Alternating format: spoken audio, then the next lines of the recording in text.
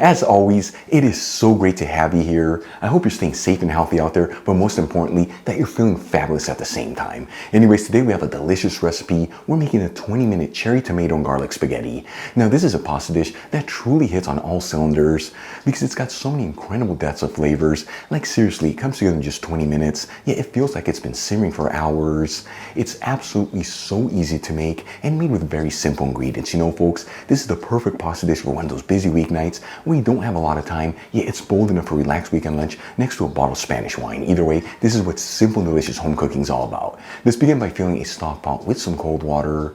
You want to go to a little over the halfway point. Then we'll season generously with sea salt and heat it with a high heat. While the water's heating, let's start getting our ingredients ready to make the sauce. I'm gonna grab a head of garlic. Yes, you heard that correctly. We're gonna use an entire head of garlic in this pasta recipe. This is part of the reason why this dish has so many incredible depths of flavors. However, if that's too much garlic for you, you can just use a couple cloves. And we'll roughly chop the garlic. For this recipe, you don't want to finely mince the garlic. With the technique we're going to cook it in, if you cut the garlic too small, it can easily overcook, which will give it a bitter flavor. And let me tell you, by cutting the garlic into larger chunks, it gives this pasta dish a beautiful pop of garlic goodness. Then we'll grab 20 cherry tomatoes, add them into a colander, give them a quick rinse under some cold running water,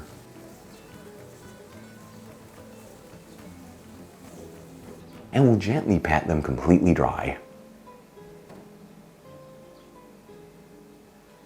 And then we'll cut each cherry tomato in half lengthwise.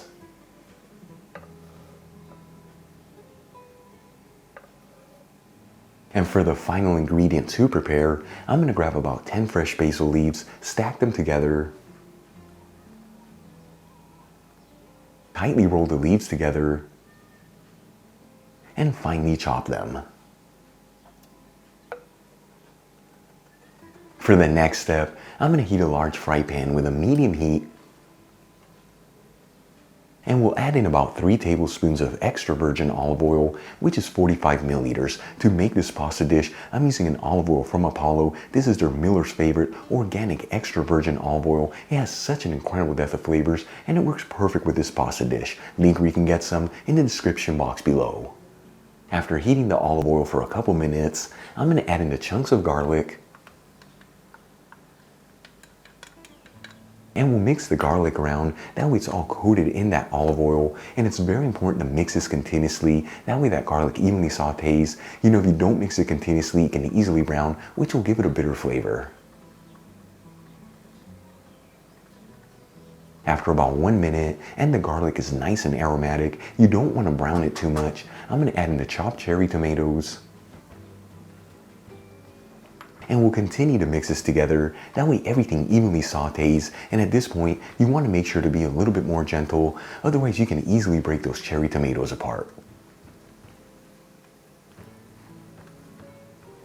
About 3 minutes after adding the cherry tomatoes, and they're lightly sautéed, you don't want to cook them any longer. Otherwise, they can easily fall apart. I'm going to add in 1 teaspoon of dried oregano, which is about 1 gram.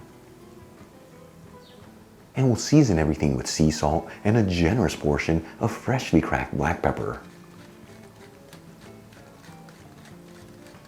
And we'll give it a gentle mix, that way the seasonings are evenly distributed.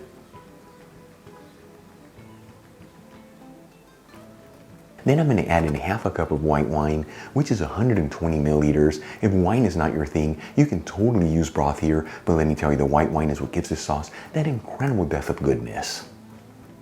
We'll also add in the chopped basil,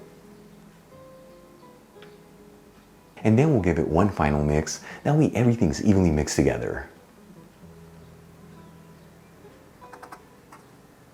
While the cherry tomatoes are simmering and all the flavors are developing, let's move back to the stock pot. As you can see, the water's now at a full boil, so it's time to add in the pasta. Once again, for this recipe, I am using spaghetti, but you can use whatever type of pasta you like. I'm going to grab 8 ounces, which is about 225 grams,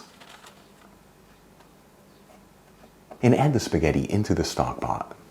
And as you can see, the spaghetti doesn't fit into the stock pot perfectly. That's okay. As it starts cooking and softening up, just mix the spaghetti around, and within a few seconds, all that spaghetti will be coated in the water. And you don't have to mix this continuously, but do get in there every 1 or 2 minutes. That way all the spaghetti is evenly cooking. But the most important thing here is make sure to check the package instructions. That way you perfectly cook your pasta al dente.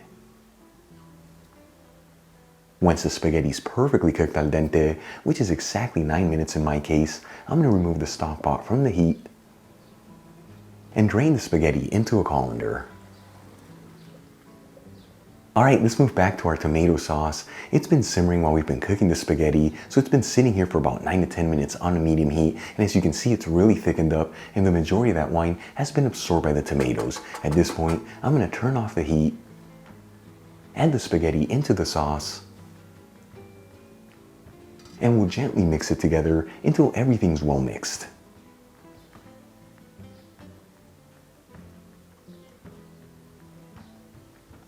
Then we'll transfer some of the spaghetti into a shallow bowl.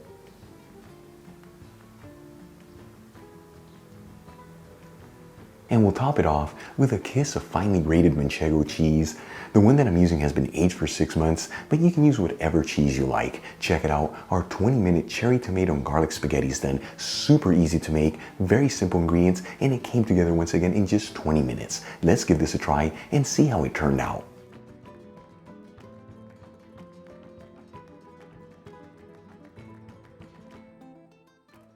Alright folks, time for the moment of truth. Let's see how this pasta turned out.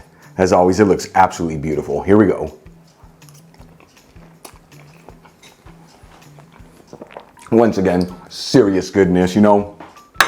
It's so hard to believe that in just 20 minutes, we achieved such a concentration of beautiful flavors. Folks, you saw this, very easy to make, simple ingredients. Give this a try at home and I promise it's gonna completely blow you away because it is that good. Really quick before I go, shout out to a couple of my patrons, Michael and Kelly Thompson, Dr. Michael Barbitz, and Terry K. Clean. Again guys, thank you so much for being patrons of Spain on a Fork. You know how much I appreciate you. If you enjoyed today's video, hit that like button as it really helps out the channel. Leave me a comment below and don't forget to share this video with your family and friends. That way our Spain on a Fork community can continue to grow. Till the next time, hasta luego.